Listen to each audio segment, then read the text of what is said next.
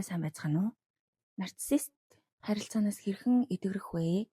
Номын маань 2 дугаар хэсэг эхэлж байна. Дөрөвжин дугаар дээр нарциссист хүн гэж яг ямар хүнийг хэлэх вэ? Тэр хүмүүсийн шин чанар хохирогчдоо ямар хэмжээний хохирол үзүүлдэг вэ? Яаж хүчрхийлдэг вэ гэдэг талаар үзсэн. Энэ удаа л доктор Романигийн зөвлөгөөнөөс trauma bond гэж юу вэ гэдгийг эхэлж үздэгийе. Зохиолч маань trauma bond-ыг хүмүүс ихэвчлэн буруугаар ойлгодог гэж онцлсан байна. Trauma bond-ыг хүмүүс ижилхэн зовлон үзсэн хүмүүсийн холбоо гэж буруу ойлгодог гинэ. Бодит байдал дээр энэ хор хохирол ба төөрөгдөл дээр тогтсон нууцлаг хэлхий холбоо гэсэн байна. Хин ч ингээд өөрийг нь хүчрхийлээд таагүй байдалд бол байхыг хүсэхгүй. Тийм харилцаанаас бол хинч холбогдохыг бол хүсэхгүй. Гэхдээ тэр сайхан мөчүүд нь тэр тухайн хүнийг татаж, муу мөчүүд нь таны харах мэдрэмжийг нь хааждаг юм аа. Энэ яг л ингээд жаргалтай мөчүүд нь хэдэн 7 хоногоорч хамаагүй байж ийсэн. Гэвч тэр сайхан өдрүүдэд зэрэгцээд хизээ энэ бүхэн дуусах бол гэсэн айдас бас үргэлж дотор нь дагалдаж явдаг гэсэн маа.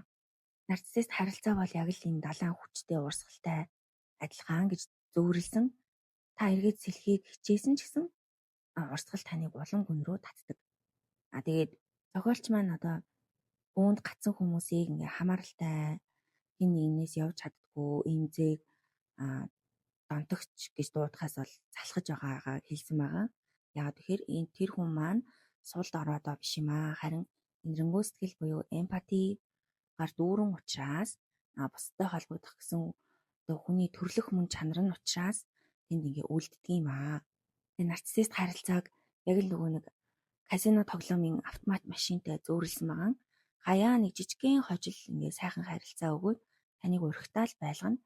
Тэгээд нөгөө хүн маань том удахгүй том хожил ирэндээ гэж найдаж суусаар үлддэг гэсэн байна.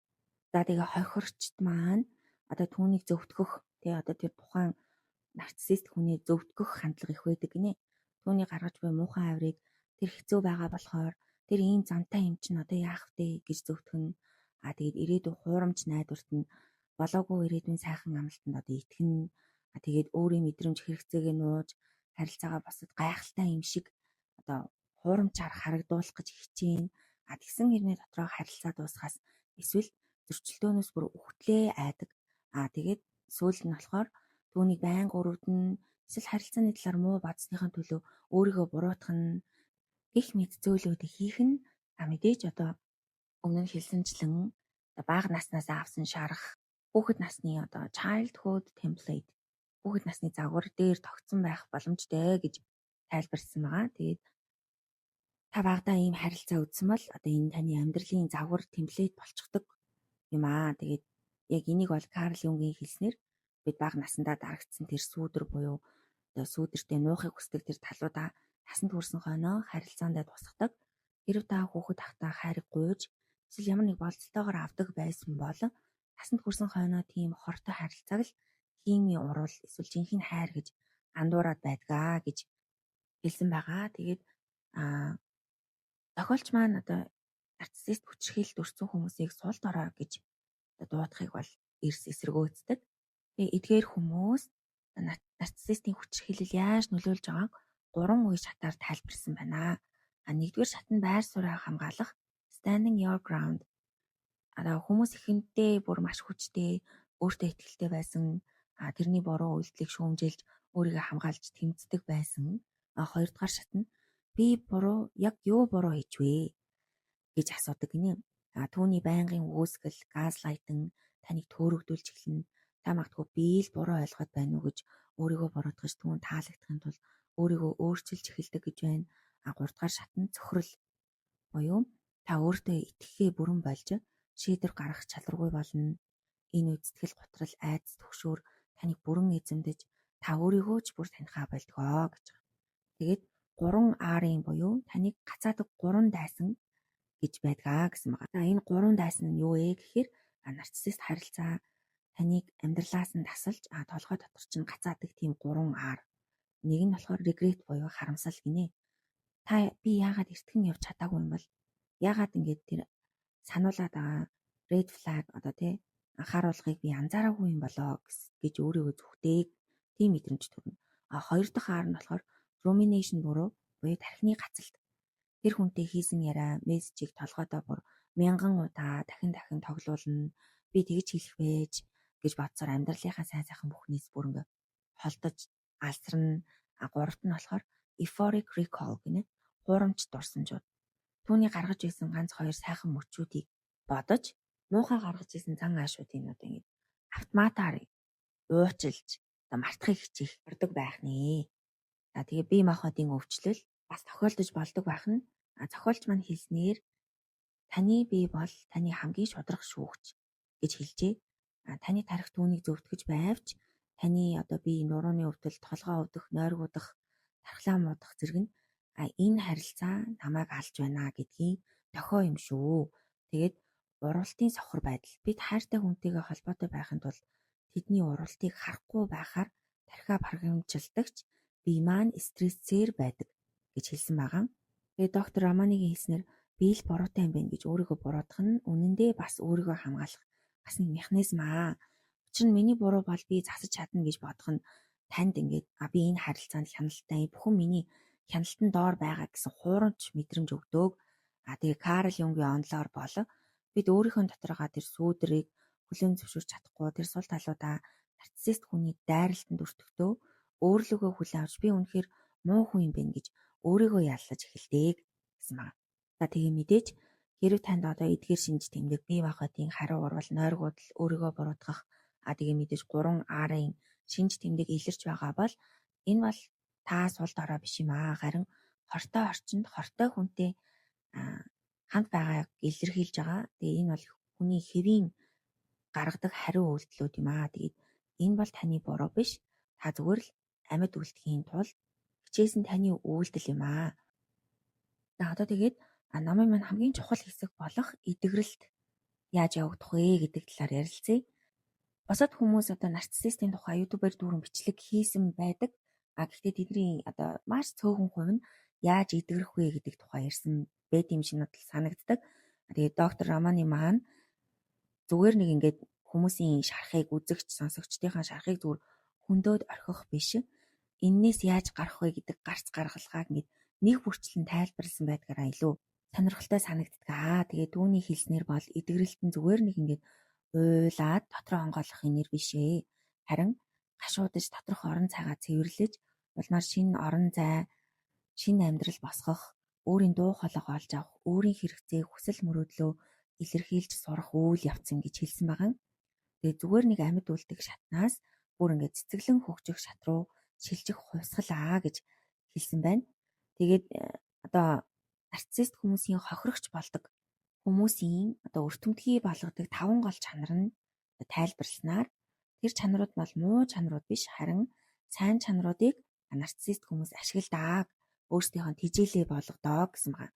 За эдгээр нь ямар шин чанарууд гэдэг вэ гэхээр эмпати буюу бусдыг ойлгох чадвар өндөртэй хүмүүс байт юм байна.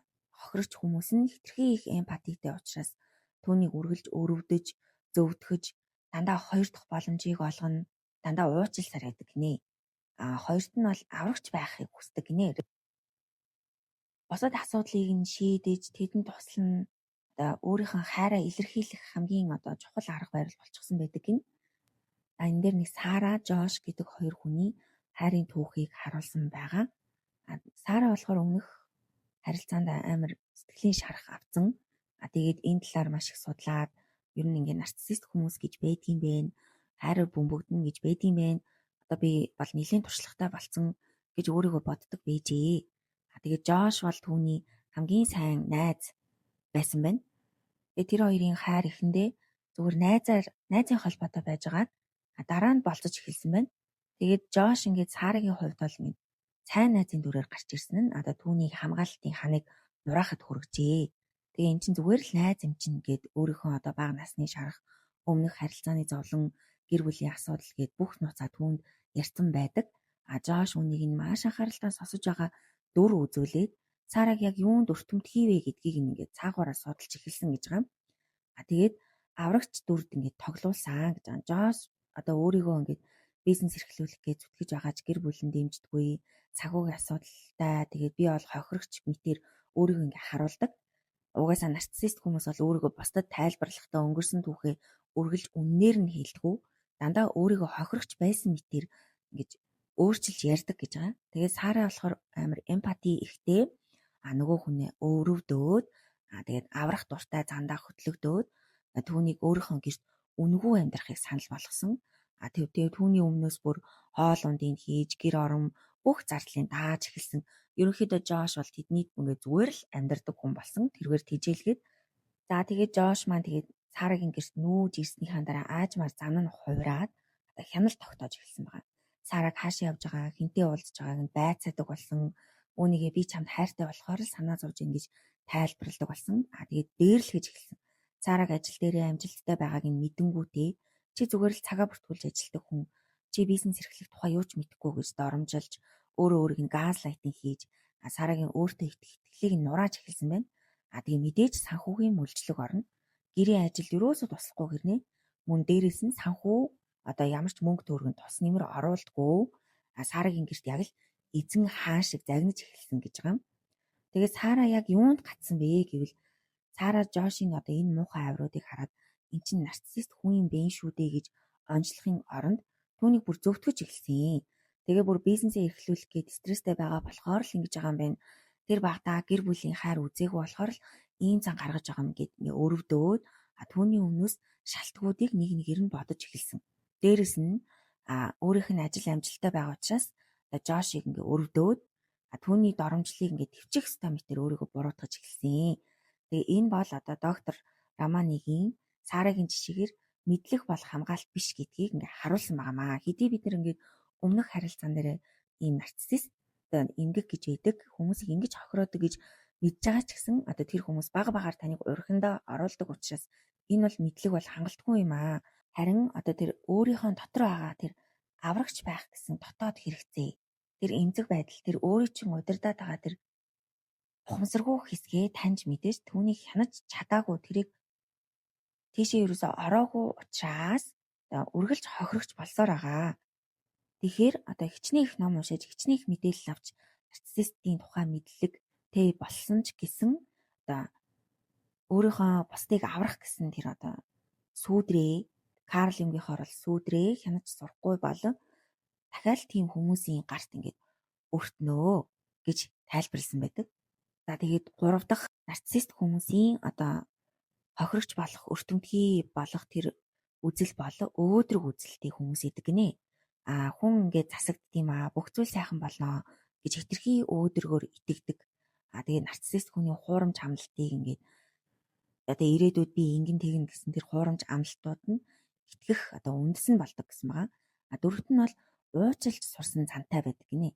Тэр тэд нар ингээд уучлалыг сайхан сэтгэл гэж хардаг бол нарциссист хүн үүнийг нь би дахиад юу ч хийсэн шийтгэл хүлээхгүй юм байна гэсэн ногоон гэрлэр одоо үүнийг хардгаа гэсэн байгаа.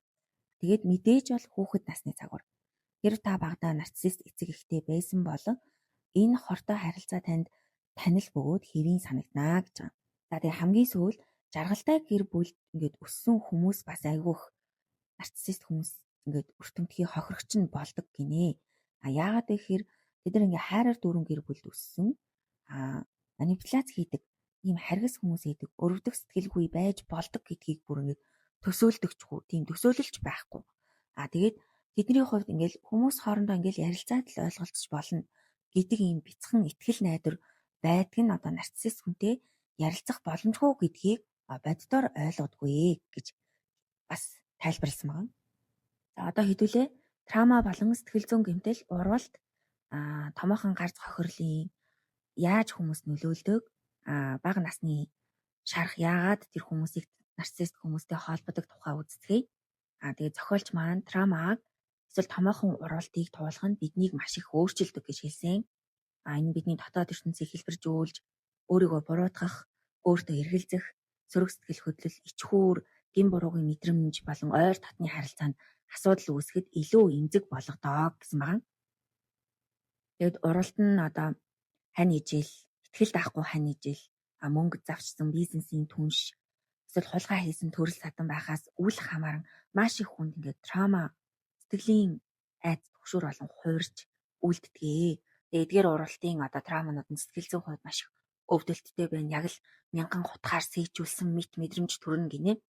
Учир нь бидний итгэж байсан хүн эсвэл бидний итгэж байсан тэр систем биднийг хуурж харилцаанд итгэлцэл аюулгүй байдлын мэдрэмжийг маань эвдсэн байгаа нь одоо бусад төрлийн травма гар цохирлоос илүү хүнд удаан үргэлжлэх сэтгэл зүйн үр дагавартай байдаг гинэ. Тэгээд уралтын травмаас үүдэлтэй өөрийгөө дутуу үнэлэх, өөрийгөө буруутгах ингээд яг бодит байдал дээр юу болоод байгааг ялган танах чадваргүй байгаа болон тэлцлийн гажуудал зэрэг нь таныг ингээд нарциссист болон нарцисст хүмүүсийн хүчирхийлэлд илүү өртөмтгий болгодгоо. За олон травма туулсан хүмүүс ялангуяа хүүхэд насндаа комплекс травма туулсан хүмүүс зохиосны травмад суурилсан эмчилгээ хизээч авч байгаагүй байдаг. Яг тэгэхээр энэ бол зүгээр л тэдний бага насны л түүх. Угсаа анханасаа мэддэг байсан зүйл нь л тийм л байсан. Тэгээд энэ нь одоо буцаагаад эдгэрэлтийн бүх насан туршийн үйл явц байж болно. Хэрэв та травмагийн одоо түүхтэй бол өөрийнхөө хариу үйлдэлийг шүүмжилж өөртөө газлайтинг хийж над руу хашгирч байгаа хүнд би хитрхи мэдрэг хандаад байна уу да гэх мэт бодож эхэлнэ. Одоо тэгээ би мах бод болон сэтгэл санаа травма болон сэтгэл хөдлөлийн дурсамжийг хэрхэн хадгалж байгааг хүлээн зөвшөөрөхийн оронд өөртөө бүр эргээгээд ингэж эргэлзэж эхэлдэг. Тэгээ травма хэрхэн ажилтдаг талаар одоо мэдлэг тутмаг байх нь ирээдүйд дахин хүчрхийлэлтэй харилцаанд орох. Тэндээ үлдэх эрсдлийг үүсгэдгээрээ маш хортой юм аа. Тийм болохоор травмагаа ингээд олж мэдэх хэрэгтэй өөрийнхөө. Тэгээд өөрийнхөө түүх болон түүний өгөөсөж буй эмзэг байдлуудыг ингээд буцаагаад бодохдоо эсвэл шалгахдаа тэдгээр нь хэрхэн бие биетэйгээ давхцаж хин нэгнийгээ тижээж байгааг ингээд анзаарах чадваргүй болдог. Тийм учраас тэрийгээ ингээд анзаарч сурах ёстой гэсэн байгаа. Тэгээд таны өөдрөг үзэл одоо бусдыг аврах гэсэн тэр занг чинь одоо тэр хүний одоо эмзэг байдал нь тижээж магадгүй юм аа. Таны нарциссист гэр бүл болон травмагийн түүх ялган таних чадварыг чинь бууруулж магадгүй. Та өөрийнхөө түүхийг өөрчилж чадахгүй ч хизээ хурдаа сааруулах, хизээ анхаарал хандуулах, хизээ өөртөө илдэг байх, хизээ өөрийгөө буруутгахаа болох хэрэгтэйг илүү сайн ойлгохын тулд одоо энэ түүхээ ашиглаж болно гэсэн байна. За тэгээд одоо хэдүүлээ нарциссист гэр бүлийн системийн тухай авч үзцгээе. Зохиолч маань бол ингээд Смит гэдэг хүний гэр бүлийн одоо жишээ олгож авсан байгаа. Одоо түүний их Изабель нь бол бүх зүйлээс илүү гадаад төрөх байр суурийг маш их чухалчилдаг байсан. Сэтгэл хөдлөл 2 дугаар зэргийн асуудал байсан бөгөөд тэдний гэрт байгаа бүх зүйл одоо хүн бүр шатрын хөлөг дээрх дүрс эсвэл тайзан дээрх дүр мэт ингээд ажиллах ёстой гэж шаарддаг байсан байна. Тэгээ том хүн Эндрю нь дүү нараа хамгаалахыг хичээж ажил мэргэжлийн хувьд хангалттай өсөж дэвшсэнгүү гэж Изабелийн шүүмжлэл байн гүртдэг. Тэгээ аавыгаа бас анхаарал тавьдаг хүн байсан. Удаах охин Шэрил нь ээжтэйгээ яг адилхан бөгөөд балетын гоц авьяастай байсан гинэ. Ээж нь Шэрилийг хамгийн сайн бүжгийн сургуульд сургаж 100 сар болгоноор шилкүнчиг балетэд хүссэн дүрээ авахт нь анхаарлаа хандуулдаг байсан гэж байна. Тэгээ Шэрил бараг л ээжийнхээ өргөтгөл юм шиг одоо байсан. Изабель Шэрилтэй хамт байхдаа байнга аялж улс орон даяар балетын тоглолтод нь дагуулж авдаг байсан. Тэгээд тэдний 2 насаар дүү болох Даяна нь зөөлөн дүлгэн аштаа сурлагатаа тийм ч сайн биш, жингийн бас асуудалтай байсан. Тэгэнгүүт Изабель одоо ээж нь Дайаныг үргэлж үзэн ядаж угтдаг. Түүнийг олон төрлийн дэглэмд бариулдаг. Муу өдрүүддээ буруу бүхнийг Дайана руу чихэж одоо доромжилж энэ амралтын өдрүүдээр тоглох найз олсон гэж найдаж байна. Тэгвэл би чамтай зурлах шаардлагагүй болно. Шэрил бит хоёр завгүй байгаа гэж эхэлдэг байсан байна л да. Тэгээд Мартин Даянатай 13 сарын зөрүүтэй одоо байсан ба гэр бүлийн систем баг мартагдсан хүүхэд байсан гинэ. Мартины сонирхлыг хинч дэмждэггүй байсан. Тэр бүхнийг өөртөө л аргалах эсвэл огт үгүй хоцрох тийм огт үгүй гэж хэлэх тийм сонголттой нүүр тулдаг байсан. Тэгээ тэр бүр ингээд тэтгэлэг хүртэл авсан ч гэсэн эцэгхийн түүнийг одоо сургуулаас нь тосож авахаа хүртэл бүр мартдаг байсан. Тэгээ Мартин аажмаар ингээд орон нутгийн автобусны системийг сурч буудлаасаа гэр хүртлээ 2 миль газар бүр өөрөө ганцаараа биедэж алхдаг байсан. Тэгмэгтээ энэ дундаас хамгийн бага хүүхэд нь Томас гэдэг хүүхдээсэн гинэ. Тэр бол багасаа одоо бүх зүйлийг ойлгочихсон мэт харагддаг байсан. Тэгээд тэр юу ч ярихгүй маш тосрох 4 настай гэхэд аавдаа ундаа авчирч өгөн ээждээ одоо галтгоонд байхнаас хаад болохгүй тул чимээгөө суудаг байсан. Томас ээжийн харгислалд ор тарчилж буй одоо тэр Дайанаг тайвшруулдаг байсан. Дайана Томасаас ээж яагаад надад дургүй юм бол гэж асуухт нь Томас өөрийнхөө насанд баймиргүй хэрсэн ухаанаар Дайана энэ чиний буруу биш ээ гэж хэлдэг байсан гэсэн нэг тийм гэр бүлийн харилцааг харуулж байгаа. За тэгээд энэхүү гэр бүлийг одоо сайн судлаад үзэх юм бол одоо хамгийн том хүү болох Эндрю нь асуудал шийдэгч, инхийг сахиулагч том хүү байсан байгаа хгүй юу? Тэгээд амьд бамбай болон сэтгэл зүйч байх гэж хичээсээр өөрийгөө туйлдуулсан байгаа. Нөгөө Шэрил гээд балетар хичээлдэг хүүхэд нь болохоор тэдний алтан хүүхэд, сор хүүхэд нь байжээ.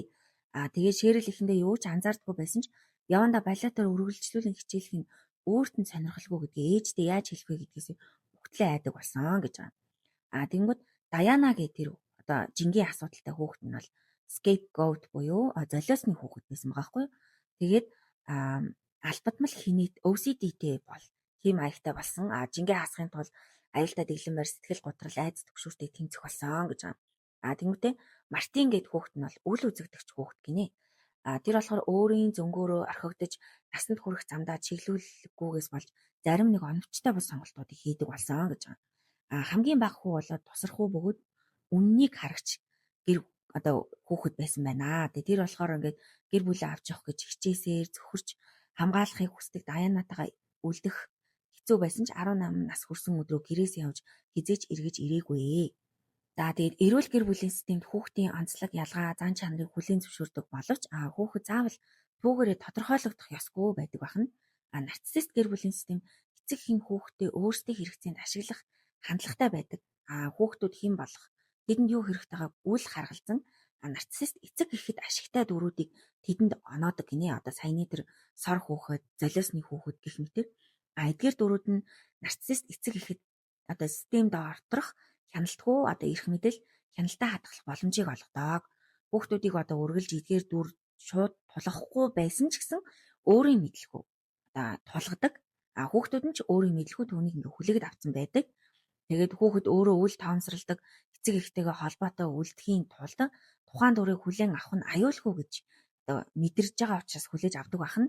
Тэгээд нарциссист гэр бүлд одоо хүн болгон өсөөгүй байж болох ч гэсэн сонирхолтой нь эдгээр дүрүүдийг одоо ингээ хортой одоо тийм ажлын байр эсвэл одоо гэр бүлийн хүнээс бас харж болдгоо.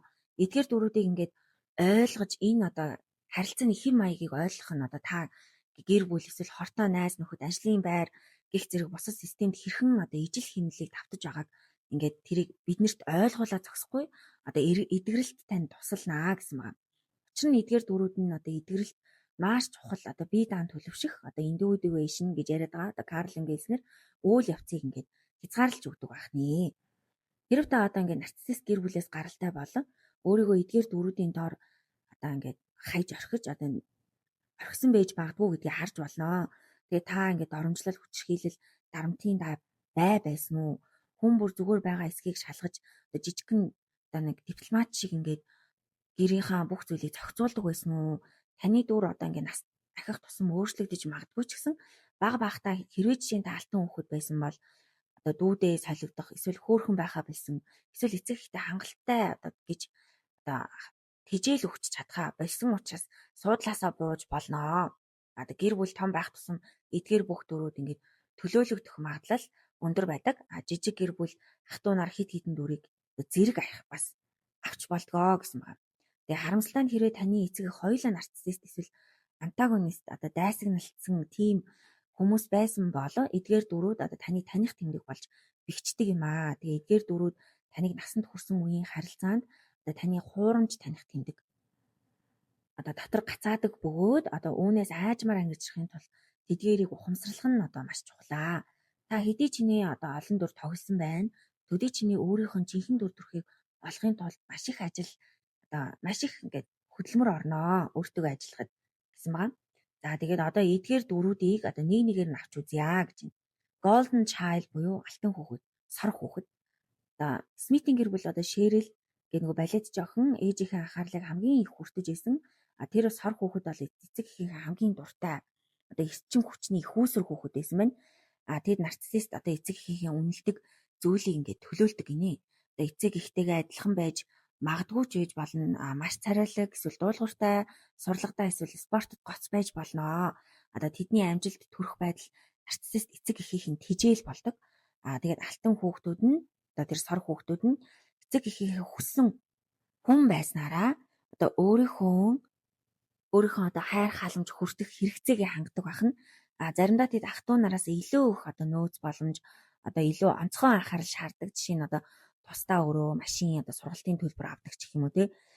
Гэвч одоо эдгээр сор хүүхдүүд нь маш аюултай одоо сэнти дээр амьдардаг. Хэрэв тэд хүлээлтэнд хүрэхээ болвол эцэг эхийнхээ хүссэн шиг байхаа болвол одоо тэдний үнц нь уннаа гэдгийг өөрсдөө мэддэг. Тэрнээсээ бол үхтлээ айдаг байх нэ.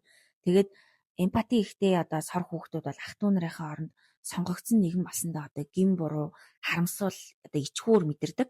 Харин эмпатигоо тийм сор хүүхдүүд бол бусдыг дээрлэгч одоо болон хуурч насанд хүрсэн хойноо ч гэсэн одоо нарциссист болж магадгүй. Хэрв та сор хүүхэд байсан бол одоо нарциссист эцэг ихтэй байнга таалагдах гэж хичээсээр өөрийн яг сонирхол одоо өөрийн замыг хөөх эрхчлөөгөө хязгаарлуулдаг. Тэгээд яг тэр нь ингээд маш гоё чамин тасаг шувууны торонд орсон шувуу шиг одоо тэр шорондоо гацаж магадгүй. Одоо насанд хүрсэн хойноо ч гэсэн эцэг эхийн зөвшөөрлөөс ингээд хамааралтай хിവэрээ үлддэг. Хэрв та тийм байсан бол таны дүр ах トゥ нарт тань хэрхэн нөлөөлж одоо ч тэдэнтэй харилцахад хүндрэл учруулж байгааг ингээд анзаараарай. Тэдний одоо туршлагыг өгөөсгөж болохгүй. Мөн өөрийн хүүхдүүдийн аль нэгийг одоо сор хүүхэд болгож үе дамжсан ингээд гинжин хэлхийг үргэлжлүүлэхээс болгоомжлоорой гэсэн байна. За хоёрдугаарт нь бол золиосны хүүхэд scapegoat гэж байхгүй юу? Нарциссист хүмүүс бол өөрсдийн сэтгэл хөдлөл үйлдэлийг хянахын тулд бусдыг ашиглаж хүчрхийлдэг. Одоо энэ нь бол золиосны хүүхэд гарч ирэхэд нөлөөлдөг байх нэ. Хэрв та одоо золиосны хүүхэд байсан бол нарциссист эцэг эхийн уур хилэнгийн гол бай болдог. Сэтгэл зүйн хамгийн хүнд цогцолтуудыг авсан байдгаараа амар хор хохиролтой. Одоо хийгээгүй хэрэгийн төлөө буруутгагдаж ах トゥ нарынхаа өмнөөс одоо зэмлүүлж эсвэл ах トゥ нараасаа илүү их гэрийн ажил нуруундаа үүрч нөөц боломжоос хоцорно. Нарциссистийн хүчирхийллийн бүх хэлбэрийг маш багасаа амссан байж болно. Одоо жишээ нь Даяна гэдэг илүүдэл жинтэй хүүхдийн хувьд бол өөрийгөө хамгаалахын тулд бүр өвсөдтэй одоо болсон гэж өвсөдийгээр одоо илэрсэн байдаг гэж тайлбарласан байгаа. Тэгээд золиос болгох ингээд олон шалтгаан байдаг. Нарциссист эцэг их таны сул дорой хүсэмжгүй, аюулгүй, занал хийлэл эсвэл эмзэг гэж хүлээн авсан байж болдгоо. Золиосны хүүхэд нь одоо нарциссист эцэг эхийнхэн өөрөөсөө зайлуулсан ичхүүрийн гол агуулга нь болдог. Одоо яагаад гэхээр өөрийнхөө ичхүүрийн мэдрэмжийг тэр хүүхдээс ингэж олж хараад байдаг учраас ингээд үргэлж золиос болгодог гэж тайлбарласан байгаа. Эсвэл эцэг эхийн хүссэн шиг байж чадахгүй байгаа хүүхэд. Одоо жишээ нь спортлог нарциссист аавтай ч урлаг сонирхдаг хүүхэд бол ингээд спортлог байж байгаагүйгийнхаа төлөө золиос болох одоо магадлал өндөр байдаг. Одоо энэ нь бол family modeling буюу гэр бүлэрээ нэг хүнийг онилдог динамикийн нэг хэсэг байж болно. Тэгээд ах トゥ нар нь эцэг эхийн уур хилэнгээс цухтахын тулд одоо эцэг эхтэйг нэгдээд одоо тэр ганц хүүхэд рүү одоо ингээд золиос болох бас өндөр магадлал байдаг гэсэн маа. Тэгээд золиосны хүүхэд насанд хүрэхдээ өөрийгөө үнэлэх үнэлэмжгүй хаа нэгтэй харьяалагдах мэдрэмжгүй болсон байдаг. Тэр хоёр замын нэгээр орноо. Нэг бол өөртөө итгэлгүй, айц төгшүүртэй хിവэр үлдэж насанд хүрсэн харилцаанд дахиад л золиос болох. Эсвэл Томас шиг маш төвчээртэй болж болно. Тэр системээс бүрэн мөсөн тасарч явах гэдэг хоёр л зам үлддэг гинэ. Гэхдээ зогцсон ч гэсэн өөртөө итгэх итгэл, айц төгшүүртэйгээ тэмцсэн хിവэр байж болно.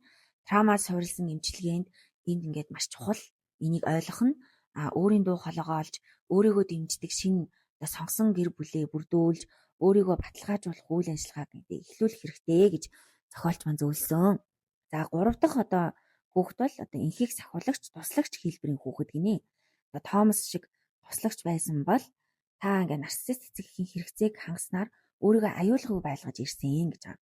Энэ нь хоол хийж, гэр цэвэрлж, дүү нараа харж эсвэл нарциссист эцэг эхээ тайвшруулж, дэмжих зэргээр илэрдэг гин. Та ямар нэг зүйл хийж байгаа учраас хяналт эсвэл аюулгүй байдлыг мэдэрч болох ч үнэндээ сургуульдаа муудах, найз нөхөдгөө болох хүүхэд насны хэвийн одоо мэдрэмжээс холдох зэрэгэр туйлдаг. Тэгээд туслах шаардлагатай үед туслах, хайрлагдахын тулд заавал туслах хоёрын хооронд асар том ялгаа байдаг гэж байгаа. Насанд хүрсэн хойноо одоо эдгээр хүүхдүүд маань ажлын байр эсвэл харилцаанд үргэлж туслагч хэвээр үлддэг. Өөрийнхөө чадлаас хэтэрсэн ачаалал авах хандлагатай болдоо гэсэн маа. Хэрв та энэ дүрээсээ салж чадахгүй бол ах トゥ нар чинь бүх зүйлийг танд даатгаж та өөрийнхөө амьдралыг золиослон эцэг эхтэй үйлчлэлээр дуусч магадгүй. Насанд хүрсэн бол үгүй гэж хэлж сурч хэл хязгаараа тогтоож чаддаггүй гин. Бүх аягийг та угаах албагүй, бүх хүнийг та зөөх албагүй. Тэгээд Эндрю шиг фиксер асуудлыг шийдэгч бол гэр бүлийн зуучлагч байж хэрүүл маргааныг зохицуулах, аавыгаа тайвшруулах, дүү нараа галын шугамаас холдуулах гэж хичээдээ гэж байгаа. Та нарциссист эцэг эхийнхийг асахад бэлэн галыг мэдэрдэг. Хизээ аюултай болж байгаа, хизээ ууралж одоо та эдрүү дайрахыг та ингээд мэдэрдэг учраас үргэлж сонор сэрэмжтэй байдаг. Та бусдыг хамгаалах гэж хичээхдээ өөрийн мэдлэгүүгээр дэмжигч болж амар амгалан хатгалахын тулд нарциссист эцэг эхийнхээ муу үйлдэлийг бусдад зөвшөөрүүлэхийг ингээд ятгадаг. Насанд хүрсэн хойно та хил хязгаар тогтоохоос айдаг нэгэн болноо. Асуудлыг шийдэхгүй байх үед одоо төрөх тэрхүү айц төгшөөрөг мэдрхийг өөртөө зөвшөөрч сурах хэрэгтэй. Одоо жишээ нь хэрүүл маргаанаа шийдвүлэх гэж таныг ашигладаг гэр бүлийн гүрв чаднаас төр завсралга авах гих мэт гэсэн байгаа. За дөрөвдүгээр үл үзэгдэгч хүүхэд invisible child гинэ. Одоо Мартин гээд хүүхэд нь одоо гэр бүл рүүгээ яаж явахаа өөрөө олоогүй бол одоо сургууль дээр бараг хоногч байсан байж магадгүй. Эцэг их нь түүнийг огт анхаардгүй байсан. Хэрв та тийм байсан бол одоо таны сонирхлыг хинч дэмждэггүй, хэрэгцээг чинь үл таамсарладаг байсан. Таны сэтгэл зүйн одоо тэр чигтээ ингээ хаягдсан. Энэ нь одоо золиосны хүүхэд байхаас ч илүү өвдөлттэй байж болтоо гэсэн баг. Учир нь ингээ золиосны хүүхэд бол ингээ доромжлуулж байгаа ч гэсэн ядчил эцэг ихтэй ингээ анхаарлын төвд ингээ харагдаад байж идэг гинэ. Үл үзэгдэгч хүүхэд бол бүх зүйлийг өөрөө харгалах хэрэгтэй, өөртөө эцгэх болдог. Тэднийг өөртөө итгэлгүй, өөрийгөө өмгөөлөх чадваргүй болгодог байна. Насанд хүрсэн хойноо таныг олж харахгүй байгаа харилцаанд үлдэх эрсдэлтэй. Эсвэл анх удаа танд анхаарал хандуулсан нарциссист хүний идэж болох одоо аюултай. Гэр бүлээсээ холдоход тэд анзаарахгүй байх магадлалтай ч та бүх насаараа тэдний анхаарлыг татах гэж ингээд хичээдэг, өөрийн жинхэнэ төр төрхийг өгөөсгсээр дуусч магадгүй гэсэн байна. Тавд нь болохоор үннийг харагч, хэлэгч хүүхэд гинэ. Одоо нарциссист гэр бүлийн систем болгонд нэг ухаалаг хэрсүү хүүхэд байх магадлал амар өндөр байдаг гинэ. Одоо тэр нарциссист хэм маягийг ингээ хортой харгас яг яаж нэрлэхээ мэдгүйсэн ч тэрийг ингээд энэ ямар нэг юм болоод ин гэж ингээд мэдэрдэг гинэ. Тэгээд энэ бол та бол дайсан. Танд нэгэн бэлэг байгаа ч энэ нь таныг одоо эрсдэлд оруулж болцсохгүй дайсан мэтэр одоо тэд үздэг. Таны байгаа байдал чинь нарциссист эцэгхийн ич хүүрийг төрүүлдэг. Магадгүй та ээж хүмүүс өөрийг нь ухаагүй гэж бодохоор дургу байдаг гэх мэт үннийг хэлчихвэл таныг шууд золиосны хүүхэд болгоно. Тэд таныг дуугүй болгох гэж оролдогч таны харж байгаа зүйлийг зогсоож чадахгүй. Томас шиг үннийг харагч хүүхдүүд боломжтой гарвал одоо гэрээсээ зогтохыг хүсдэг гинэ. Гэвч та маш тэсвэртэй байсан ч айц төгшүүртэй байж болно.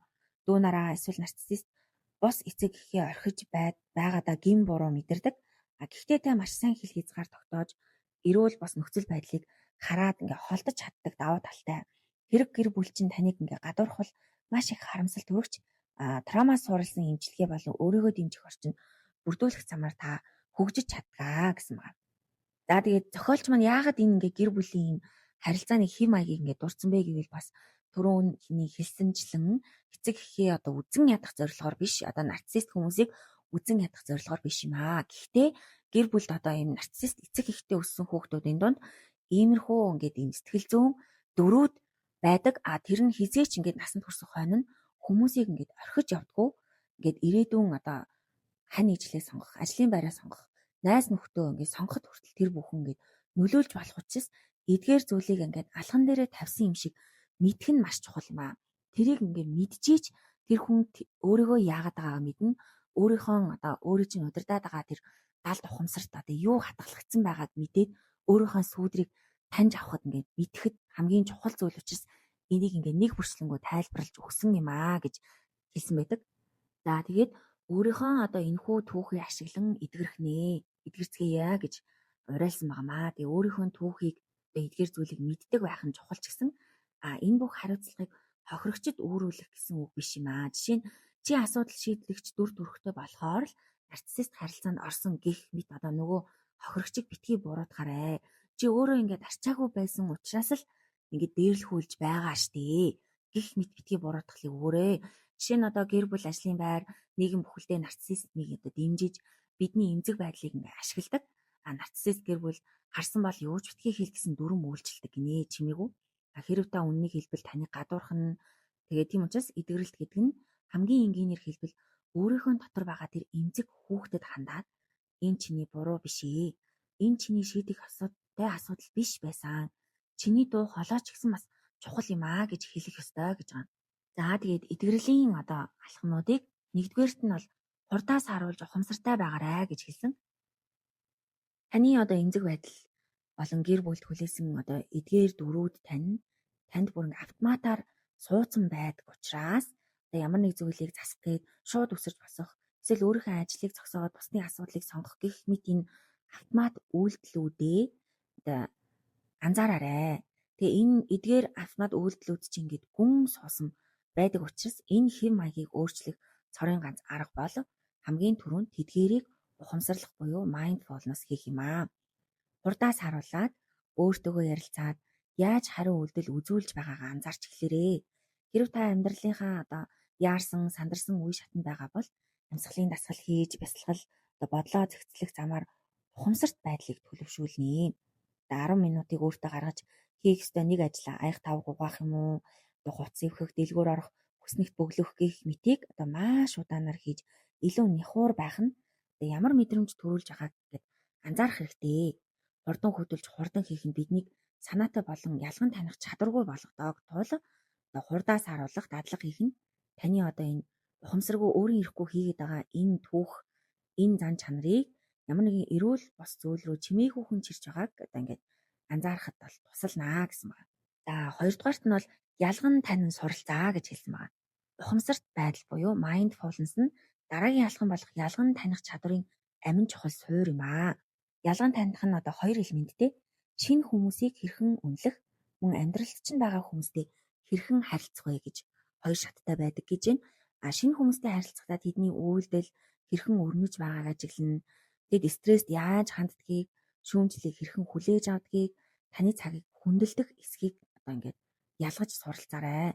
Дараа нь тэдний өгөгдлийг дата хүлээн зөвшөөрөхөөс биш, эрүүл бас хүлээн зөвшөөрөнгүй үйлдэлийг нь бүү зөвтгөөрэй. Миний их сургууль сурч байсан нэг арга барилыг ашиглаа гэсэн байна. Эхний удаа бол тохиолдол, хоёр дахь удаага бол давхцал, гурав дахь удаага бол хэв маяг юм аа. Энэхүү 3-4 нь танд хэн нэгэнд боломж олгох, ямар нэгэн асуудалтай хэв маяг илрэх үед ухрах зөвшөөрлийг өөртөө олгоход туслаарай гэж хэлсэн. Тухайн хүн өөрийнхөө үйлдэлийг бол яаж сайхнаар тайлбарлчих болно. Би ингээд завгүй байсан, надад хэцүү байсан учраас би тэгсэн ч гэдэг юм уу.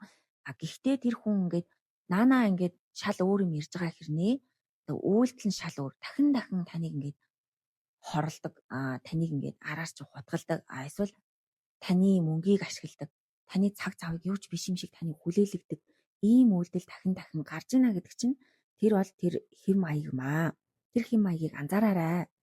Хэрвээ та тэр хэв маягийг анзаарах юм бол тэр дахиж тэр хүнийг ингээд энэ хүн чинь ийм зантай юм чинь би энд нь угаасаа л ийм зан гаргана дөө. Дараагийн удаа ч гэсэн хоцрон дөө. Дараагийн удаа ч гэсэн намайг ингээд ашигландаа гэдгийг мэдж байгаа учраас тэрнээс өөрийгөө хамгаалах боломжтой.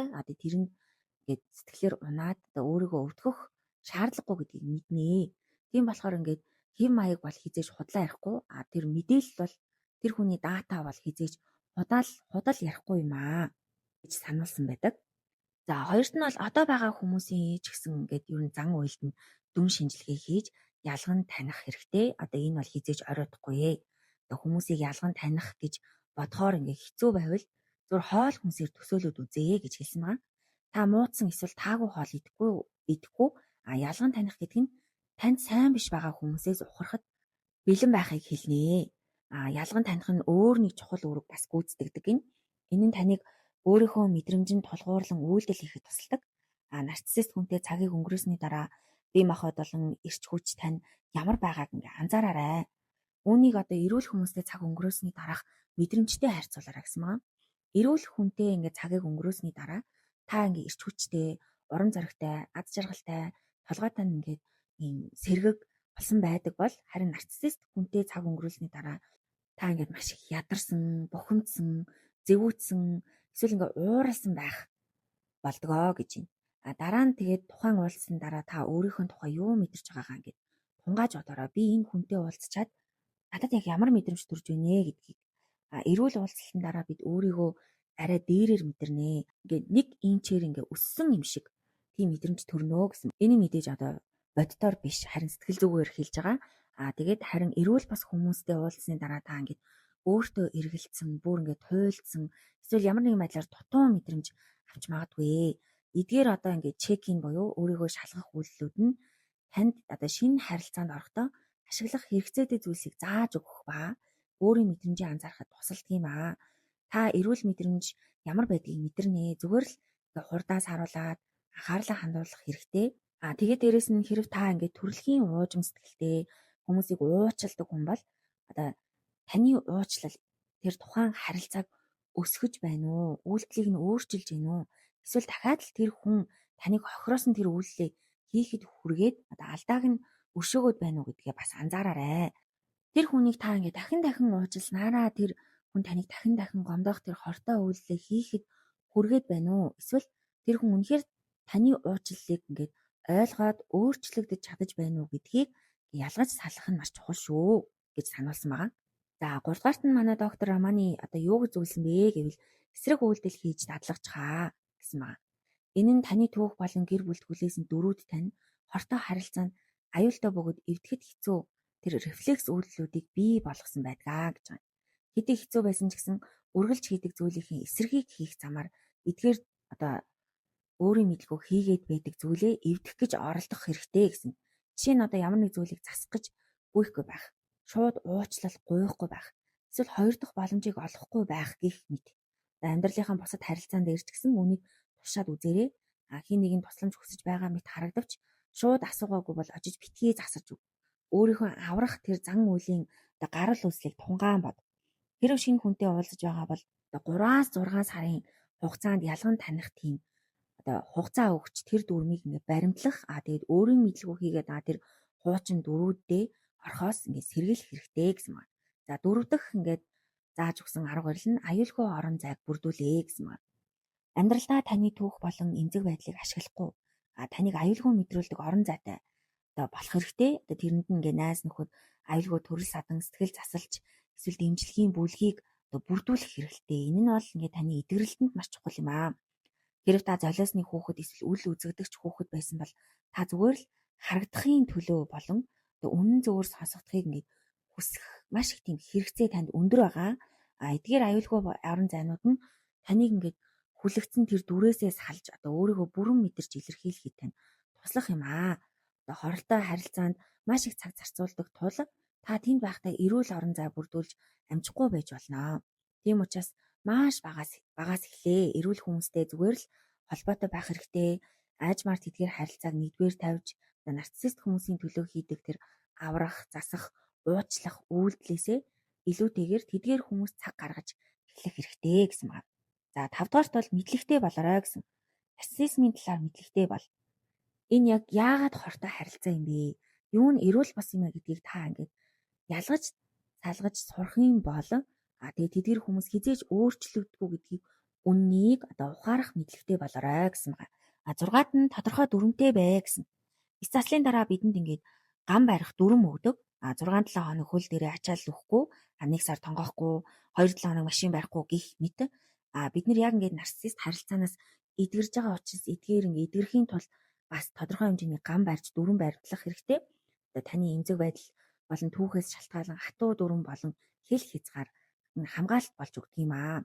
Жишээ нь томоохон шилжилтийн үед шинэ харилцаа эхлүүлэхгүй байх, болцож эхлэхээс өмнө өөрийгөө дэмждэг тийм тусгай бүлэг хүмүүстэй болох, эсвэл нарцисст хүний дураараа хэрэгцээг хангахын тулд ажлаа тасалдуулахгүй байх, үүднээс одоо сунраа одоо унтрааж нотификейшн хаах гэх мэт жижиг үйлдэлүүд ч байж болно. Эдгээр нь одоо дур зоргоор ингээд дүрм биш.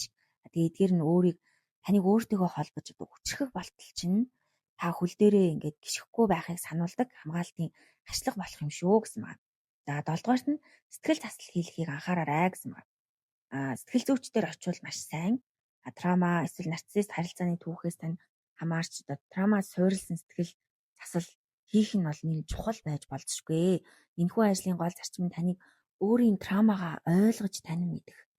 Тэгээд түүнийг хүлээн зөвшөөрөх явдал гэсэн байгаа. Тэгээд уралдын одоо трамагийн түүхтэй хүмүүст бол ингээд хүнд итгэх итгэл тутсан байдаг. Тэд их эмзэг болсон байдаг. Эсвэл буруу хүнд итгэх зэрэг туйлшрлуудын хооронд ингээд хэлбэлцэж байдаг. Тэрийгээ ингээд мэдэж аваа. Сэтгэл засал нь одоо итгэлцэлтэй харилцаа, эрүүл харилцааг сонгоход тань одоо таныг дадлагжуулж, чадваржуулж мөн таны одоо бие даасан байдлыг ингээд илүү чадваржуулж өгдөг газар болд юм гэсэн байна. За 8 дугаарт нь бол нээлттэй байгаарай гэсэн байна. Таны өнгөрсөн хугацаанд одоо тэр бүх түүх таныг ингээ хоош нь татж байгаа ч гэсэн хэрэг та амьдралдаа нь илүү өөр байж болно гэсэн сэтгэл зүйн гэдэг үрийг өөртөө суулгаж чадвал энэ нь таны алсын харааг мэдгэдэггүйц өөрчилж чаднаа. Та яг одоо юуг ч өөрчлөх албагүй ч өөр боломжуудад ингээ нээлттэй байх хэрэгтэй. Тэрхүү жижиг үрийг тарьж чаднаа гэсэн байна. Нээлттэй байх гэдэг нь зөвхөн таны амьдралын нөхцөл байдлын тухай биш. Харин таны болон таны доторх боломжуудын тухай юм аа. Энэ бол хатуу чигтсэн зохиолоо сулруулж таны хувьд зөвхөн ганцхан зам бий гэсэн бодлоосоо салах явдал юм аа. Таны дотор хязгааргүй олон зам, олон боломжууд бий гэдгийг үргэлж санаарай гэсэн байна. Хамгийн сүүлийн одоо 9 дугаарх зөвлөгөө нь одоо бусдыг зөвтгөж өөрийгөө үгүйсгдэг байсан тэр зөвтгөлүүд дундаас тэднийг ингээ бичиж авч тодорхой болгож өөрөө ойлгох хэрэгтэй. Одоо тэднийг бүгдийг бичиж аваад тэр санаатаа тэгээгүй би магадгүй хэтэрхий их зүйл хүсээд байна. Хүмүүсийг болгосон байхыг хүлээж байгаа юм тэнэг хэрэг байх. Тэр илүү дээр зүйлийг мэдгүй би хэтэрхий их бодоод байна. Би зүгээр л хөгшөрчиж би айгүй эмзэг юм байна. Энтэр гэж бодсон тэр бусдыг зөвтгсөн тэр зөвтгөлүүдээ бичээд тэрийг анзаархаа гэсэн байна. Хэрвээ та эдгээр зөвтгөлүүдийг одоо бичиж аваад анзаарах юм бол би яг аль хэсэгт нь өөрөөсөө урвсан бэ? Аль хэсэгт нь тэр хүнийг өмөөрөд байна вэ? Гэдгээ ингээ ялгаж салахад тусалт юм аа гэсэн байна.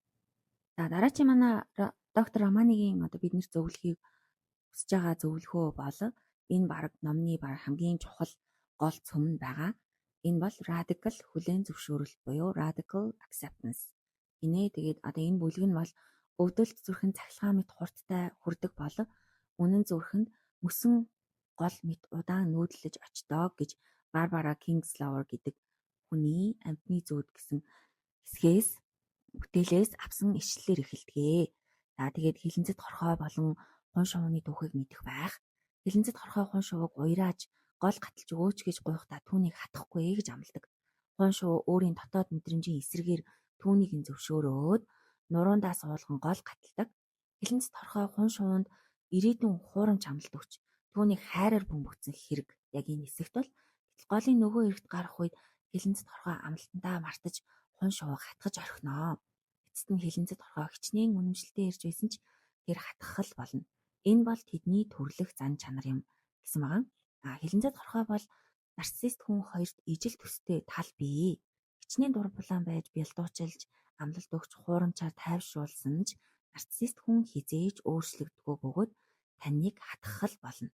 Нарциссизмыг ойлгохоос илүү чухал зүйл бол үүнтэй холбоотой эрүүл бус зан үлхийн маяг таны харилцаанд хэрхэн илэрч ирснийг хүлээн зөвшөөрөх явдал гинэ. Нарциссист хүмүүс яагаад ийм үйл хийдэг талаар маш олон гүн гүнзгий дүн шинжилгээ байдаг ч гэсэн эдгэрэх үйл явцад энэ үнэндээ тийм чухал биш. Тэр яг яагаад ингэсэн бол гэж асуухаас илүүтэй тэд ийм үйлдэл хийсэн байна. Энэ нь надад сайн биш байна. Тэд үнийгээ дахиад л хийн гэж хэлэх нь илүү чухал гэж хэлсэн байгаа байхгүй юу? Тэгээ радикал хүлээн зөвшөөрөлт гэдэг нь одоо энэ өөрчлөгдөхгүй энэ тууштай байгаа энэ зөөлийг хүлээн зөвшөөрөөд өөрийгөө урагшлахад туслах явдал гинэ. Тэгээ хүлээн зөвшөөрөлтийг ойлгоно гэдэг нь энэ юу болох мөн юу биш вэ гэдгийг хоёуланг нь ойлгоно гинэ. Гэхдээ нэг зүйлийг ингээд анхаарахад хүлээн зөвшөөрнө гэдэг нь одоо тэр хүн танд ямар хор хохирол учруулсныг хүлээн аваад окей чи надад ингээд хор хохирол учруулж болно би энийг зөвшөөрч байна гэж гарын үсэг зурж байгаа одоо бууж өгж байгаа буулт хийж байгаа зүйл биш ээ. Харин хүлээн зөвшөөрөх нь тэр хүмүүс хизээж өөрчлөгдөхгүй юм байна. Тэдний харилцаа үргэлж ингэж надтай харьцах харилцаа нь үргэлж хэвээрээ байх юм байна гэж бүрэн дүрэн бууж өгч түүнийг засах гэж оролдох. Тэр хүн одоо энийгээ өөрчилчих байх гэж горьдохоо зогсоох. Хүмүүнтэй хамааралтай бүх тэр сэтгэлийн горьдолт болон сэтгэлийн хүлээлтэд устгаж хаяад тэр хүн хизээ нэгэн цагт намайг өрөвдөх байх, намайг хайрлах байх гэсэн итгэл найдвараа бүрэн алж гээхийг хэлнэ гэж хэлсэн байгаа. Ингэснээрээ л та өөрийгөө одоо эдгэрэж чадна. Ингэснээрээ та тэр мянган утгаар сийчүүлсэн юм шиг байнгын өвдөлт, байнгын хүлээлт, урам хугарлаас өөрийгөө аварч чадах тэр зөвшөөрлийг олгодог. Учир нь та ингээд энэ харилцааг засах гэж ирч хүчээ зархаа билнэ. Оронд нь өөрийгөө урагшлуулахад анхаарлаа төвлөрүүлж эхэлдэг гэж байна. Үүний өөр сонголт бол сайжрах гэсэн үндэслэлгүй найдварт гацаж энэхүү үгүйсгсэн циклд мөнхөд үлдэх явдал юм аа гэж байгаа. Радикал хүлээн зөвшөөрөлтийн хүч нь юу вэ гэсэн чинь Луиза гэдэг нэг хүний жишээгээр тайлбарласан байгаа. Тэгээд Луиза бол эцэст нь ингээд 25 жилийн нарциссист харилцаанд ингээд байж үтсэн. Тэгээд түүнээсээ болж сэтгэл засалт явж ингээд өөрийг нь дэмжих бүлгүүтээ уулзсны эцэст тэр ингээд ойлгоод радикал хүлээн зөвшөөрөлтийг хийсэн хүний түүхээр ярьсан байгаа. Түүний хамтрагч бол хизээж өөрчлөгдөхгүй юм байна гэдгийг Луиза ойлгожээ. Тэр орой Луиза нарийн өөрөө бэлдсэн тэр оройн хоолоо бэлдээд байж ил хамтрагч нь цагтаа ирнэ гэж амласан ч оройдож ажиллана гэж хэлсэн байна. Тэгээд дайран дээр давс гихчээр манай Лиза маань тэр өдөрт онцгой зүйл байгаагүй. Түүнийг ирэхгүй гэж хэлэхэд Луиза уурлаагүй. Түүний гэртээ ирэхэд хачирхалтай тайван байж чадсан гэж байгаа. Тэр хаана байсан тухайга байнга байцаадаг зангаа гаргаагүй. Эсвэл хоолоо халааж ширээ засах гэж яараагүй. Үүний оронд судлаасаач босоогүй. Тэг ямар нэгэн ёжтой зан гаргаагүй. Зүгээр л тав болон богино долгионы 100 хаана багыг зааж өгөөд үзэж исэн нэвтрүүлгээ үргэлжлүүлэн үзсэн. Тэрээр энэ мөчтэй олон зуун удаа тэмцэлдэж ирсэн. Энэ байдал үргэлж ийм л байх болно гэдгийг мэдхэхээс ирэх тэрхүү ууй гашуугаас сутгах гэж хичээдэг байсан. Тэрээр яг гуниг тодорхой байдал мөн хөнгөн мэдрэмжийг зэрэг мэдэрч байгаа гэсэн байна. За үүнтэй яг адил Коста гэдэг эхнэрийн доромжлыг 25 жилийн турш төвчж ирсэн нэг нөхрийн жишээ гардаг.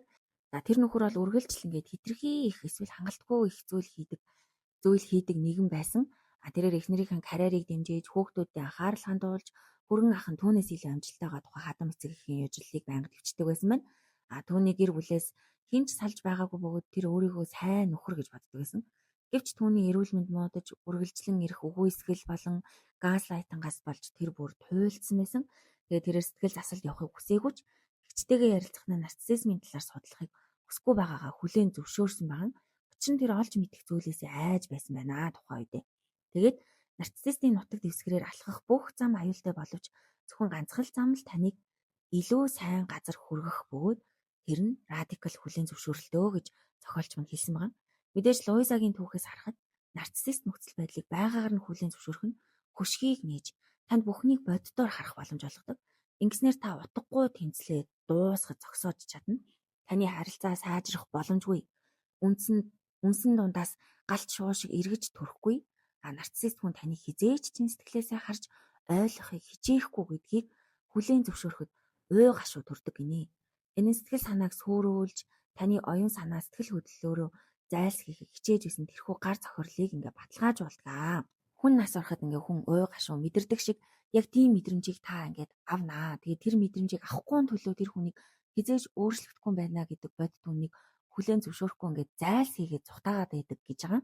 Танд ирэх ёстой байсан тэр эцэгхийн хайр, танд ирэх ёстой байсан тэр эхнэр нөхрийн хайр, таныг халамжлах ёстой байсан тэр найз залуу, найз охины хайр, тантай шудраг харьцах ёстой байсан найзын хайр танд хизээж ирэхгүй маа гэдэг бодит үнэндээ нүүр тулах. Яг л тэр мянган хутгаар сийжүүлж байгаа юм шиг тэр өвдөлтийг надад дахиад тохиолдох юм байна. Энэ өвдөлт хизээж дуусахгүй юм байна гэдгийг ойлгох тэр гашуудлыг та мэдрэх болно.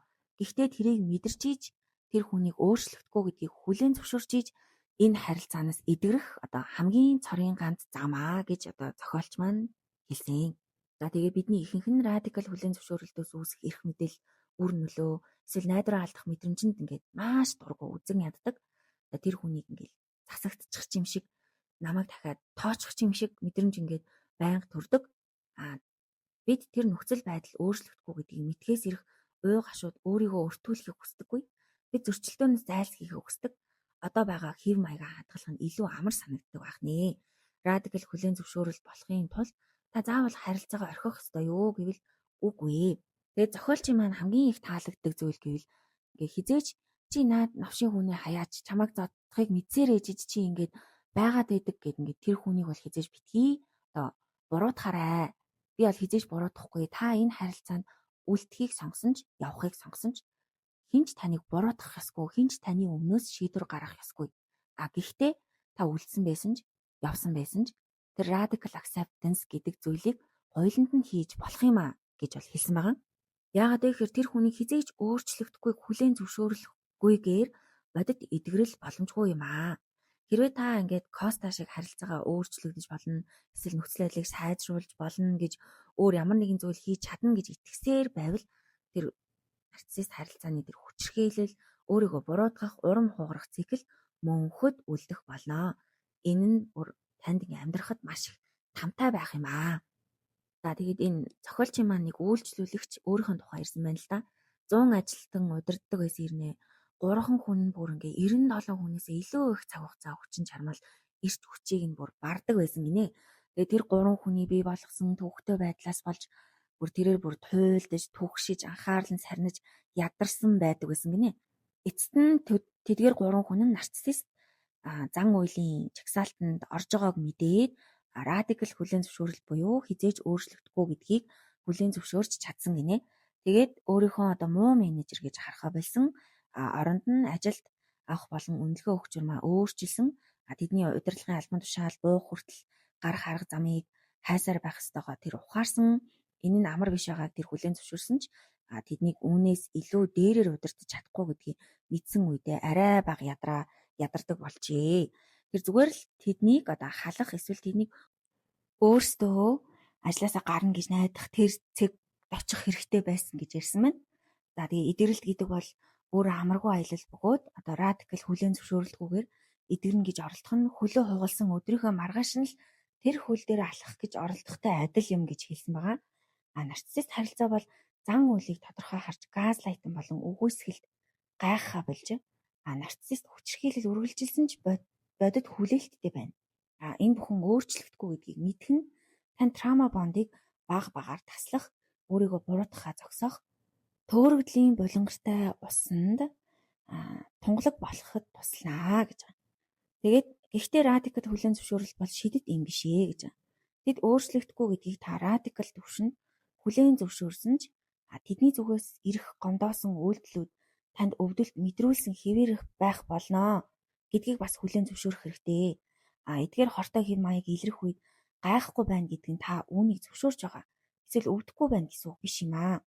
Харин та үүнийг ирнэ гэдгийг мэдэж байсан бөгөөд үүнд илүү бэлтгэлтэй болоод тэдний зан үйлийн талаарх өөрийн мэдрэмжийг өөрийгөө шүүхгүйгээр мэдэрч сурнаа л гэсэн үг гэж байгаа. Тэгээ өөрийн амьдралыг энэхүү харилцаа хэрхэн өрнөж байгаагаас хамаарч үнэлэхээ зогсооход тусалдаг. Харилцаан дах эрүүл бас хэв маяг бол тогтмол зүйл гэдгийг нэгэнт хүлээн зөвшөөрвөл та анхаарлаа өөртөө болон танд чухал хүмүүс үйл ажиллагаанд хандуулж чаддаг болох юм аа. Нарциссист нөхцөл байдлыг өөрчлөгдөхийг хүлээхэ болсон тэр өдөр болон та найдвар, зүхталт үүнийг ойлгох гэж оролдох, харилцааг хэвийн болгохын тулд өөрийгөө өөрчилж золиослох гэж зарцуулсан сэтгэл зүйн нөөц болон цаг хугацаагаа эргүүлэн авч буй өдөр юм аа гэсэн байна. За тэгээд радикал хүлээн зөвшөөрөлтөнд саад болдог хүчин зүйлсүүд юу вэ гэдэг талаар зохиолч маань юу хэлсэн бэ гэвэл нарциссист харилцааны бодит байдлыг хүлээн зөвшөөрөх нь амаргүй байдаг. Энэ хүн хизээж өөрчлөгдөхгүй, харилцаа хизээж дээрдэхгүй гэдгийг хүлээн зөвшөөрч үүнтэйгээ эвлэрч амьдрна гэдэг олон жил заримдаа бүр насан туршдаа итгэж ирсэн зүйлээсээ тэс өөр бодит байдал руу шилжнэ гэсэн үг. Радикал хүлээн зөвшөөрөлтөнд саад болдог хамгийн том дайсан бол найдвар юм гинэ. Өөрчлөгднө гэсэн найдвар, амлалтаа биелүүлнэ гэсэн найдвар, бүх зүйл дээрднэ гэсэн найдвар, чин сэтгэлийн уучлалт гуйж хариуцлага хүлээнэ гэсэн найдвар, төгсгөл нь аз жаргалтай байна гэсэн найдвар. Үндэ энэ бол зөвхөн хэвийн зүйл, эрүүл харилцаа юм байна гэж найдах. Эцэст нь харилцаанд найдвар замхан алга болоход маш их хугацаа шаарддаг. Хүлээн зөвшөөрөлтийн хэцүү тал нь тэрхүү найдварыг унтрааж, уй гашуу гин буруугийн мэдрэмж, арчаагүй байдлыг төрүүлдэгт оршдгоо гэсэн маа. Найдвар бөхөхөд олон хүн хараахан бэлэн болоог байгаад тэр шийдвэрээ гаргах гэж шахагддаг. Учир нь радикал хүлээн зөвшөөрөлт нь хэрвээ энэ бүхэн үнэхээр юм муугаа байгаа бөгөөд өөрчлөгдөхгүй юм бол би үүнд үлдэж болохгүй тийм үү гэсэн асуултыг гарцаагүй тавиад байдаг гинэ. Энэ нь бас хайрлах ёстой хүнийхээ талаар ялагдсан сэтгэлгээтэй байгаадаа өөрийгөө муухан гэж бодох асар их гин бурууг төрүүлж болдгоо. Хэцүү шийдвэр гаргахаас зайлсхийхийн тулд та хүлээн зөвшөөрөхөд саад болох хаалтуудыг босгож магадгүй. За үүнд бол зөвтгөл, учир шалтгаан хайх, үгүйсгэх, бодит байдлыг илүү дээрээр харуулах гэж оролдох чинь тийм ч муу биш вэ шүү дээ. Би хүнд хэцүү хүүхэд настай байсан ч хайраа олсон. Харилцаа гэдэг хэцүү байдаг. Нэг л өдөр бүх зүйл сайхан болно гэх мэтээр өөрийгөө итгүүлэх гэж оролдог. Гэхдээ радикал хүлээн зөвшөөрөлт гэдэг нь заавал харилцааг орхихоо гэж хэлж байгаа юм биш юм аа. Энэ бол таны сонголтоос үл хамааран, орхих орхихгүйгаас үл хамааран хүлээлтээ өөрчлөх тухай зүйлэл гэдгийг зохиолч маань ойлгуулах гэдэг юм байна. Энэ нь хэрэв та харилцаандаа үлдвэл тэр харилцааг болон доторх зан үйлийг нь тодорхой харж байна гэсэн үг. За тэгээд хүлээн зөвшөөрөх гэдэг нь зөвхөн тэр хүний зан чанар, үйлдэл өөрчлөгдөхгүй гэдгийг харах биш. Харин энэ харилцаа таны хувьд аюулгүй орон зай байж чадхаа болжээ. Найдаж болохгүй харилцаа гэдгийг л ойлгох явдал. Үүнийг хийхэд үнэхээр амаргүй байна. Ингээд энийг би мэдж байгаа гэж зохиолч маань хэлсэн байгаа. Радикал хүлээн зөвшөөрөлт рүү хөтлөх зам нь бүх зүйл ийм л байна. Энэ өөрчлөгдөхгүй гэдгийг энгийнээр хүлээн зөвшөөрөхөөс эхэлнэ. Эхний ээлжинд ямар нэгэн үйлдэл хийх албагүй. Та шууд салах, гэр бүлээ цуцлуулах, эсвэл аав ээжээсээ харилцаагаа таслах, найзаасаа шууд харилцаагаа таслах шаардлагагүй. Радикал хүлээн зөвшөөрөлтийн эхний өдрүүдэд түр амсхийх нь чухал. Чин таны бүх бодит байдал энэхүү асар том өөрчлөлийг өөртөө шингээх ёстой. Энэхүү эхний алхмын дараа та өөрийгөө хамгаалсан, мэдээлэл суурилсан шийдвэр гаргахад илүү бэлэн болдгоо гэж байна. Энэ бол маш том өөрчлөлт бөгөөд заримдаа хэдэн 10 жилийн турш болж болох үйл явц. Тэгээд таны эсрэг байх тэр гутранг байдал эсвэл хүүтэн тийм мэдрэмж мэдрэгдэж магадгүй.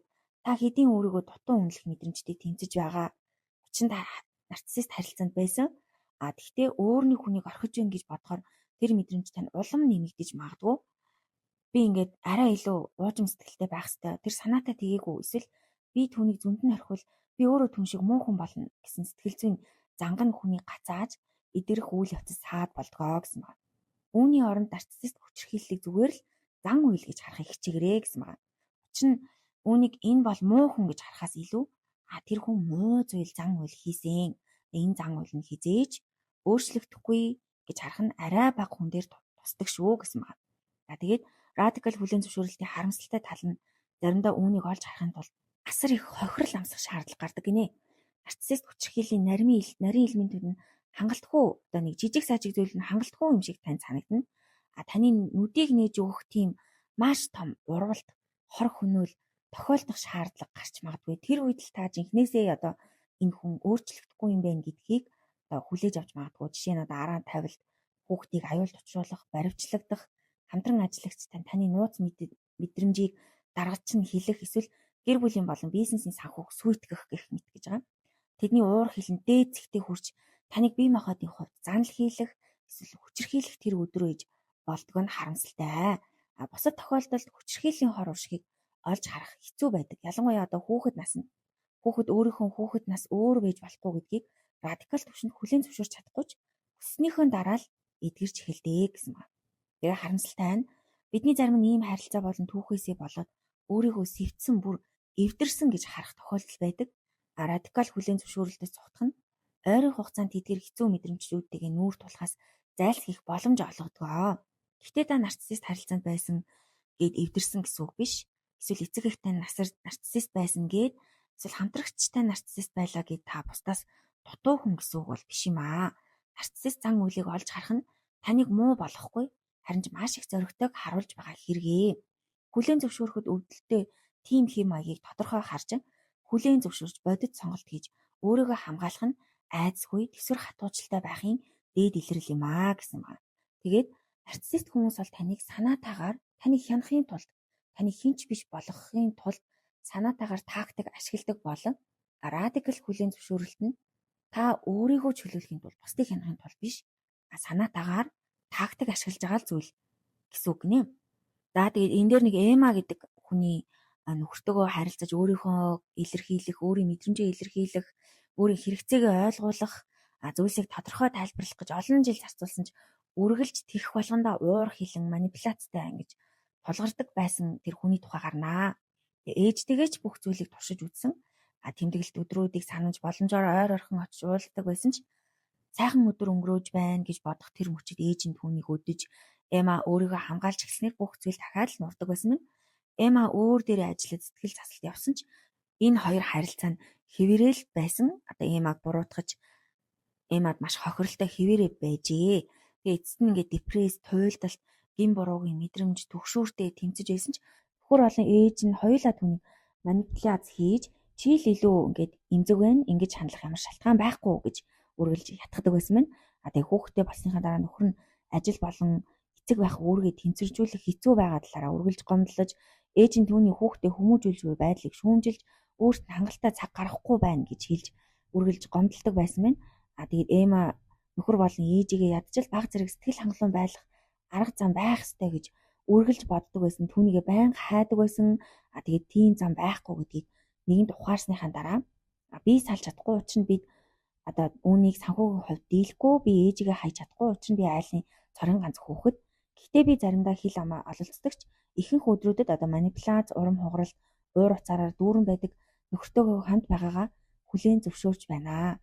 Мөн намайг төрхөөр өвдөж байхад яагаад уцаар яриагүй юм бэ гэж асуудаг тийм амиа хичээсэн ээжтэй гэдгийж хүлээн зөвшөөрч байна гэж хэлж эхэлжээ.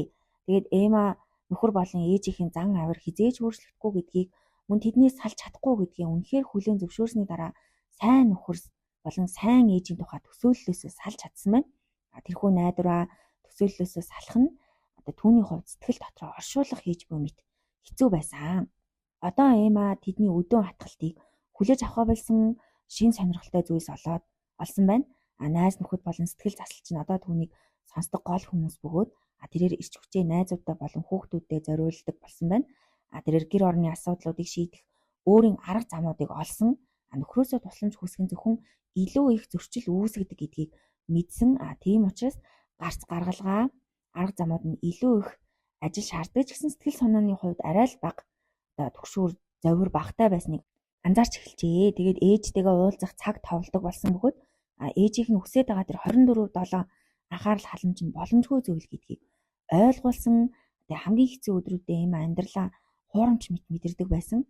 Гэвч ихэнх өдрүүдэд зөрчил багассан, талархсан, хоорондын хэрүүл тэмцэл багассан, талархсан, өдөр тутмын урам хугарал нь багассан гэдгийг ойлгожээ.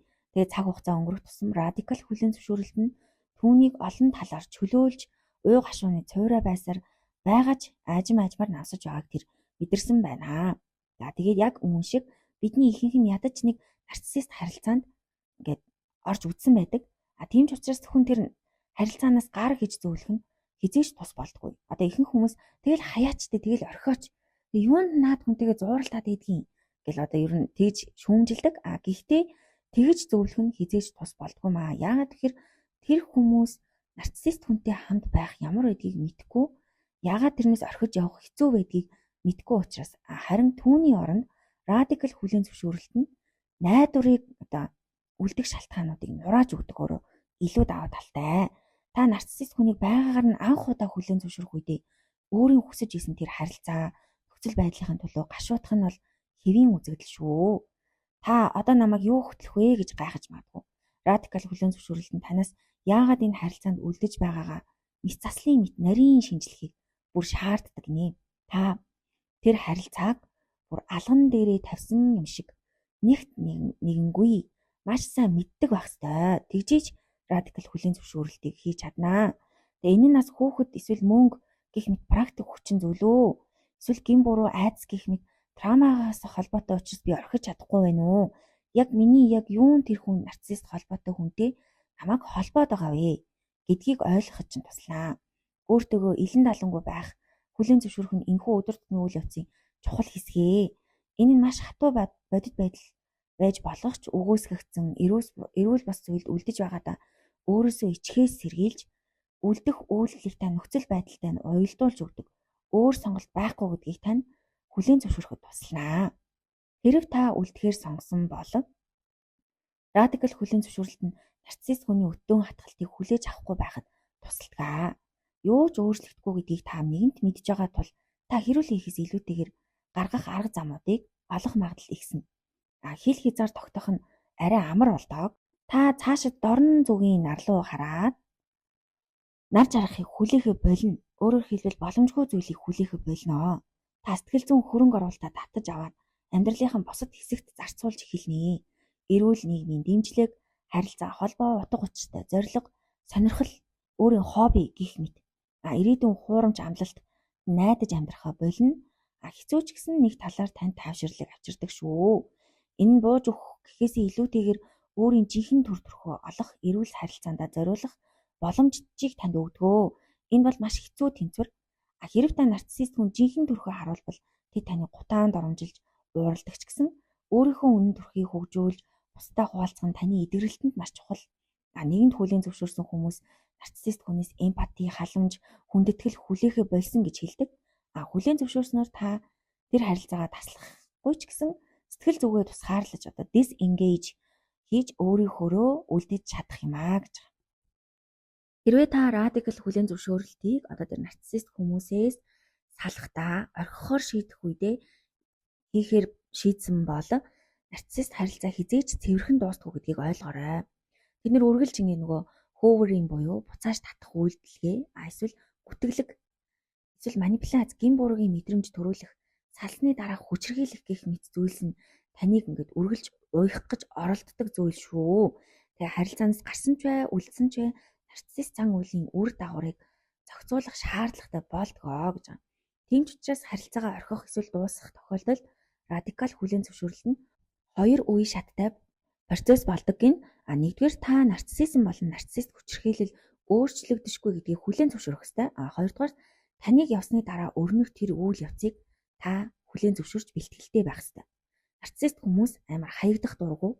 Тэд өгөөсгөлд маш мэдрэмтгий тул хэрв та тэднийг орхивол тэд өшөө авах сэдэлтэй, хорлонтой, манипуляцтай, уур хилэнтэй болж магадгүй. Тэд бас хяналтаа алдах дургүй. Радикал хүлээн зөвшөөрөлт гэдэг нь салсны дараах ийм төрлийн хүчирхийлэл байж болно гэдэгт бэлтгэлтэй байгаарай гэдгийг мэдэж байхыг хэлэн гинэ. Би нарциссист хүнээс салж байгаа эсвэл салах гэж буй үйлчлүүлэгч болгоно байдал дээрдэхээсөө илүү дордох болно гэж үргэлж сануулж хэлдэг гинэ. Радикал хүлээн зөвшөөрөлт нь маш чухал. Учир нь нэг харилцааг дуусгах гэдэг нь юу болох гэж байгааг нүдэн нээлттэй харах хэрэгтэй гэсэн үг юм аа. Тэгээд таныг харилцаанаас гарахад түлхсэн байж болох тул та салсны дараа гарч буй муу үйлдэлүүд нь таны зөв шийдвэр гаргасныг баталж чадна. Таны туршлага бодтой байсныг баталгаажуулж өгдгөөрөө бас давуу талтай. Гэхдээ энэ нь яг болж байх үед мэдээж маш хэцүү байна. Тэгээ зарим хүмүүсийн хувьд радикал хүлээн зөвшөөрөлт нь харилцаанаас гарах хүртэл эхлэхгүй байх нь ч тохиолдож болно. Ялангуяа нарциссист хүн өөрөө харилцааг дуусгасан тохиолдолд энэ нь бол байж болдог. Тэгээ нарциссист хүн бүр салсныхаас дараа олон жилийн дараа ч гэсэн ууртай гомдолтой хэвээр байгааг хараад олон хүн гайхдаг гинэ. Ингээнээр хэлэхэд радикал хүлээн зөвшөөрөлт нь энэ бүхэн болно гэдгийг урьдчилан таамаглаж сэтгэл зүгээ бэлтгэрээ гэж хэлж байгаа. За үүний дараа нарциссист харилцаанд бодит хүлээлт гэж юу вэ? Шүхрээ бүү шатаагаарай гэсэн зөвлөгөө өгсөн байна. Та үлдсэн ч бай, гарсан ч бай бодит хүлээлт болон радикал хүлээн зөвшөөрөлтийн гол цөм бөгөөд эдгэрхэд нэг чухал юм аа. Эдгээр харилцаанд хачирхалтай нь маш тогтвортой байдаг. Тэдний халуун хүйтэн зан, сайн муу өдрүүд, дур булаан баг болон ууртай баг нь хүртэл тааварлаж болох зүйлс болж хуурдаг гинэ.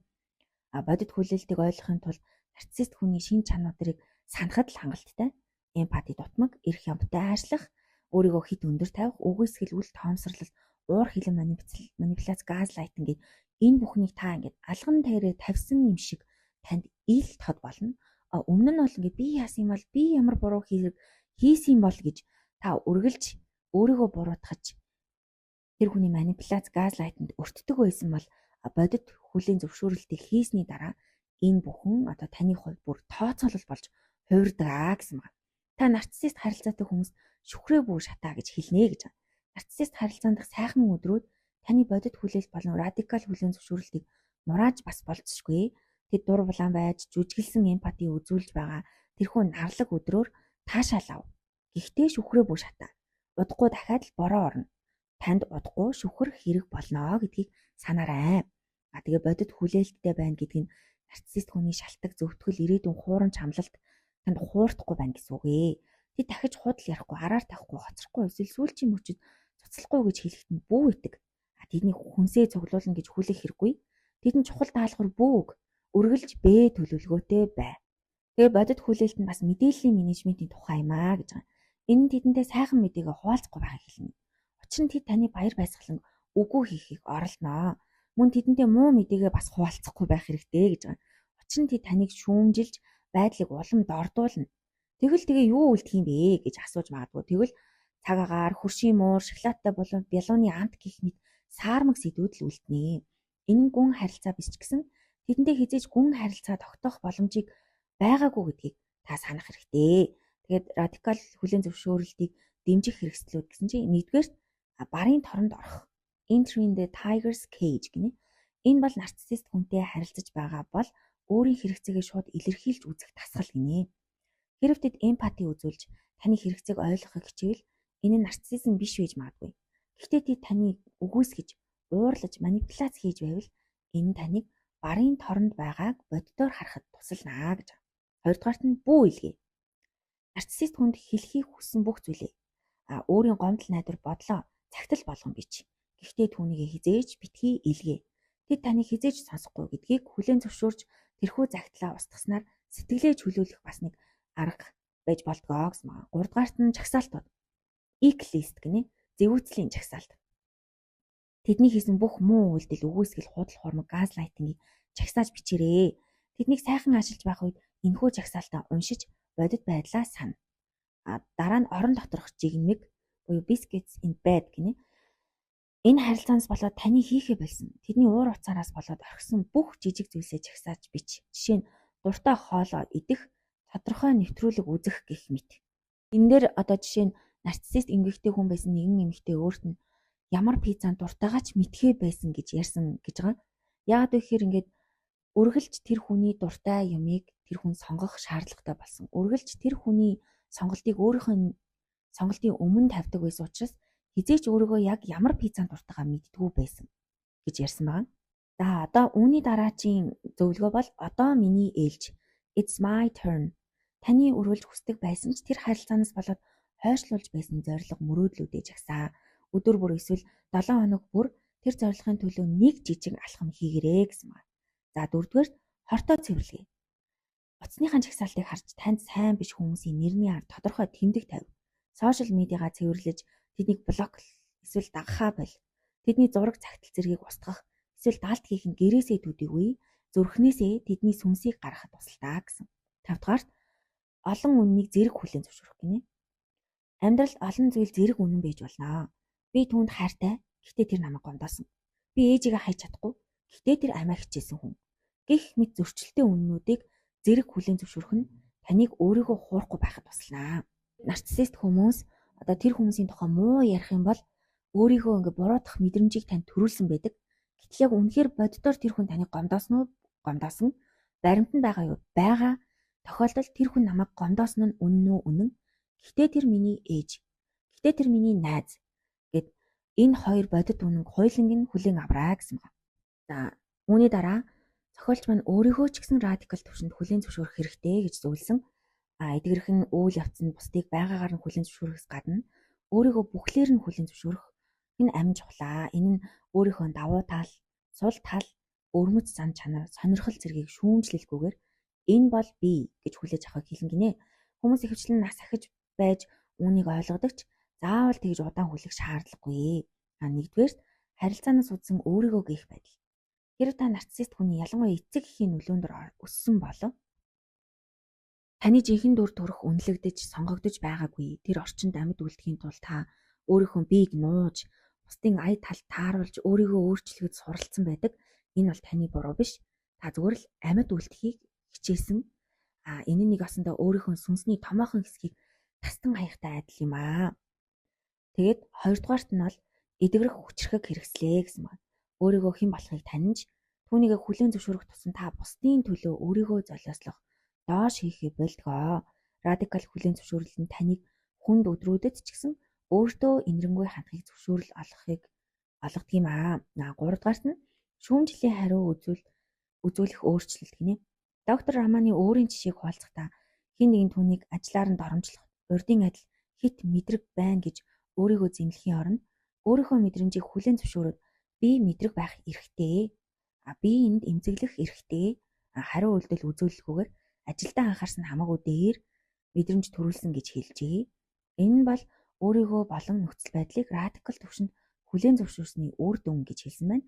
4-дүгээрт нь өөртөө тавих асуултууд. Өөрийгөө хүлээн зөвшөөрөх үйл явцыг эхлүүлэхийн тулд та дараах асуултуудыг өөртөө тавиарай гэсэн байна. Би өөрийнхөө юунд дуртай вэ? Нарциссист харилцаанд хүмүүс ингээд таны дуртай эмийг хүртэл ингээд байхгүй болгодог. Та өөрийгөө бүрэн гээсэн байдаг. Тэгэхээр өөрөөсөө би юунд дуртай вэ?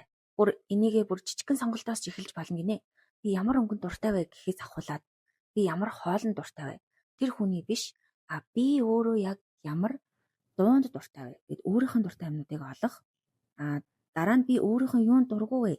Гэхдээ үүнийг өөрчилж чадахгүй эсвэл хүсэхгүй байна уу гэдгийг бас олно гинэ. Үүний дараа өөрийнхөө өөрчилж чадах юунд дургу вэ гэдгийг бас олно. Миний мөн чанар юу вэ? Надад юу үнэхээр илүү чухал вэ? Үүний дараачих сэдв нь нарциссист харилцаанд дах өрмөц уй гашуу гэсэн байна. Хайртай хүний алдах үед бид гашууддаг гэтэл дэргэд чинь амьд байгаа хэрнээ хизээж өөрчлөгдөхгүй тэр хүний төлөө эсвэл хизээж билээгүй мөрөөдлийнхэн төлөө гашуудах ямар байдгийг та мэдхүү.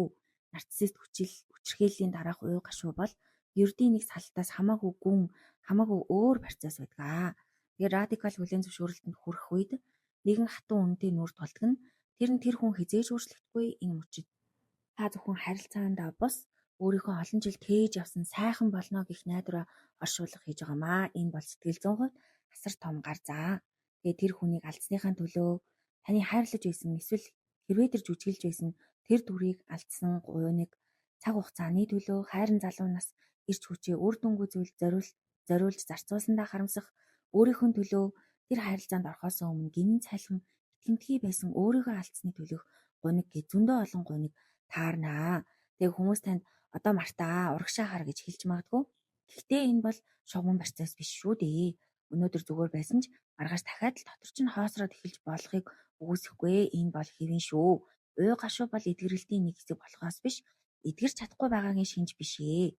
Одоо танд хэрэгтэй цорын ганц зүйл бол өөртөө цаг гаргах, тэр хүнийг ойлгох гэж зарцуулдаг байсан бүх эрч хүчээ одоо өөрийгөө хайрлахад, өөрийгөө сонсоход зарцуулаарай. Үүний дараа болохоор нарциссист хүн төсвөртэй болох гэсэн сэдэв байгаа. Энэ нь юу ярьсан бэ гэвэл та нарциссист хүнийг өөрчилж чадахгүй гэж олгоч өөрийгөө тэдний нөлөөнд автдаггүй төсвөртэй нэгэн болгож чадна. Тэдний манипуляц таны дээр ажиллахаа болох тэр цагт та жинхэнэ эрхчлөөг мэдэрнэ. Тэгээд үүнд болохоор нэгдүгээр тэдэнд өгөх мэдээллээ хязгаарл нарциссист хүмүүс таны эмзэг тал, баяр баясгалан эсвэл айдас дээр тань тоглодог гэдгийг үргэлж санаарай. Тиймээс тэдэнтэй зөвхөн цаг агаар шиг цаармаг сэдвээр ярьж сур, өөрийнхөө нандин төлөвлөгөө, сэтгэл хөдлөлөө тэдэнд бөө өгөөрэй. Тэдэнд таныг шархлуулах зэвсэг байхгүй бол тэд хүчгүй болдог шүү гэсэн байна. Тэд таныг зориуд өдөж уурлуулах гэж оролдоно. Энэ үед хариу үйлдэл үзүүлж өөрийгөө өмгөөлөх хэрэггүй. Оронд нь дотроо тэр одоо намайг уурлуулах гэж манипуляц хийх гэж байна гэж зүгээр л ажигл. Тэдний жүжигт дүр битгий ав. Таны хариу үйлдэл бол тэдний хувьд шатхуун юм төлшгүй гал аяндаа унтардаг шүү. Тэгээ хэл хязгаар тогтоон гинэ. Тэднийг өөрчлөх гэсэн хэрэг биш ээ. Харин өөртөө юуг зөвшөөрөх, юу зөвшөөрөхгүйгээ шийдэх явдал. Үгүй гэж хэлэх нь одоо тэд таныг уурлаж магадгүй. Гэхдээ тэр уур хэлэн бол таны буруу биш. Харин таны хэл хязгаарыг ажиллаж байгаагийн шинжээ гэсэн. Тэгээ хамгийн чухал нь өөрийнхөө үн цэнийг бусдын үгээр бүү тодорхойлоорой. Нарциссист хүн таныг хэн гэж хэлэх нь огт хамаагүй. Та өөрийгөө л хэн гэдгийг мэдэж байх нь хамгийн том дархлаа юм Та тэдний хяналтаас гадуур орших бүрэн эрхтэй. Тэгээд нарциссист хүнийг ялах хамгийн шилдэг арга бол тэднийг засах гэж оролдох биш. Харин өөрийнхөө амьдралаар аз жаргалтай амьдрах явдал юм гэсэн байна. Тэдэнд зориулдаг байсан эрч хүчээ өөртөө зарцуулж эхлээрэй. Үүний дараа нарциссист харилцаанд байхдаа өөрийгөө хэрхэн эдгэж өсөж хөгжих вэ гэдгийг зохиолч маань зааж өгсөн. Тэгээд зүйлс өөрчлөгддөггүй харин бид өөрчлөгддөг гэдэг Хенри Дэвид Торо гэдэг хүний ишлэлээр эхэлсэн байдаг. Хүн бүр хордолтой харилцаанд шууд яваад өгөх боломж байдгүй. Одоо санхүүгийн боломж, хүүхэд, соёл уламжлал, шашин шүтлэг, эсвэл ажлын байр гэдэг олон шалтгаан бий.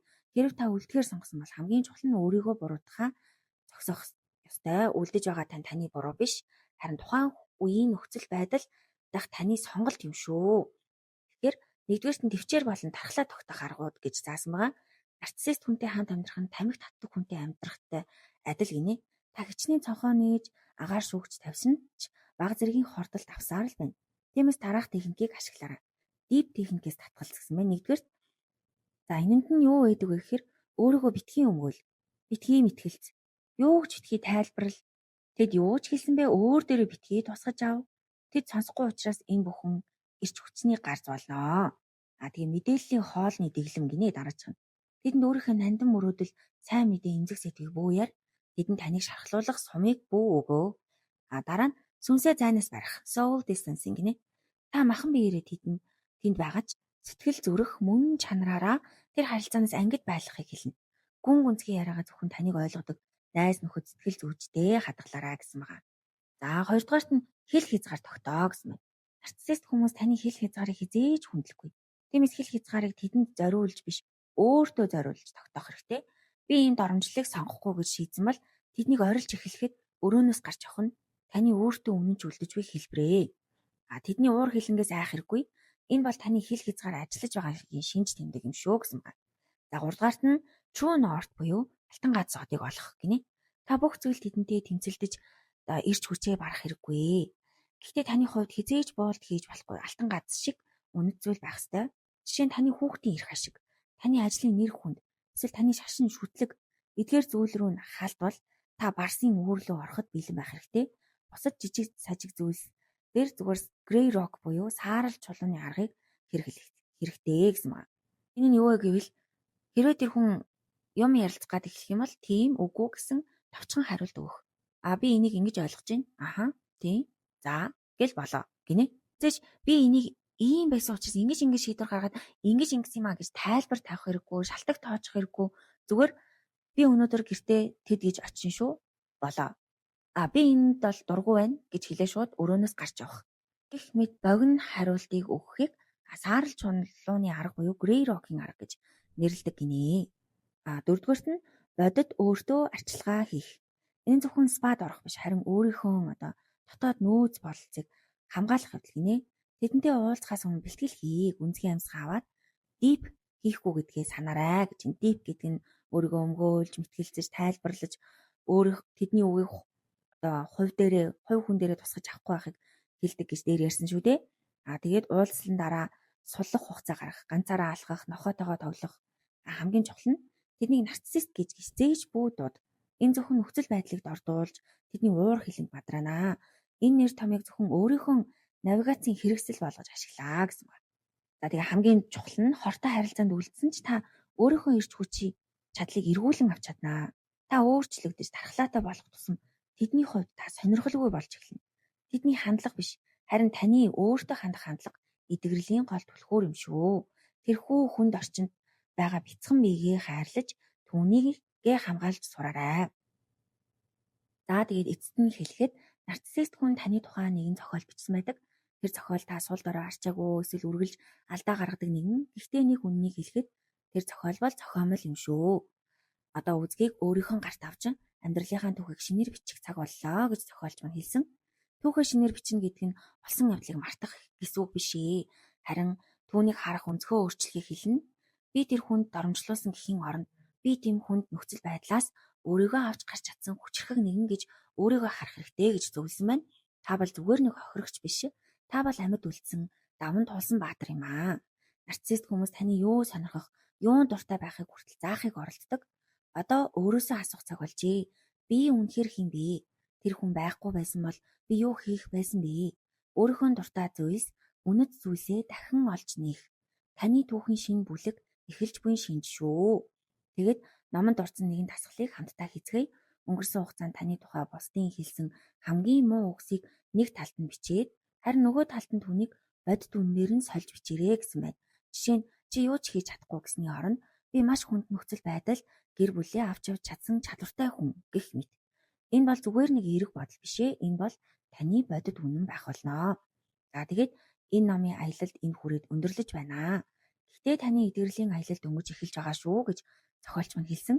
Тэгээд нарциссист хүмүүс таны гэрлийг унтраахыг оролдож байсан ч та одоо ч гэрэлцээр байгаа нь таны ялалт юм аа. Таны түүх одооноос эхлэн эрхчлөө, хайр, өөрийгөө хүлээн зөвшөөрөлтөөр дүүрэн байх болтугай. Сэтгэлээ хайрлаарай. Тэгээд энэ хүртэл сонссон та бүхэнд маш их баярлалаа.